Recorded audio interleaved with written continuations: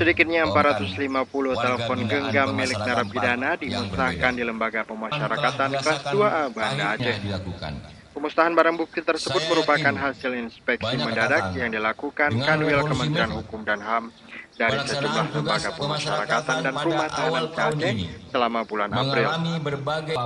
Kepala Kantor Wilayah Hukum dan HAM Provinsi Aceh Suwandi memimpin pemusnahan 400 telepon genggam ini. Sejumlah telepon genggam berbagai merek dimusnahkan dengan cara dibakar. Selain telepon genggam, juga ditemukan tablet, charger, kabel listrik, alat memasak nasi, dan sejumlah kartu poker. Kepala Kantor Wilayah Kementerian Hukum dan HAM Aceh Suwandi menyebutkan, selain menyita alat komunikasi, pihaknya juga menyita barang bukti narkoba seperti ganja dan sabu.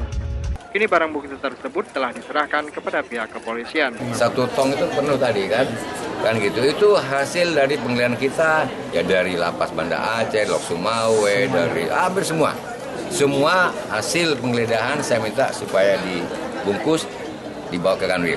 Itu ada di Kanwil, tidak ada di lapas hasilnya.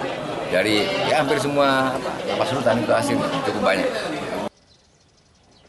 Pada peringatan Hari Bakti Pemasyarakatan ke-52, Kementerian Hukum dan HAM Provinsi Aceh juga menyerahkan penghargaan kepada 3 sipir penjara.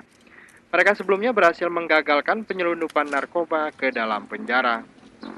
Dari Banda Aceh, Indra Saputra melaporkan untuk Aceh Video.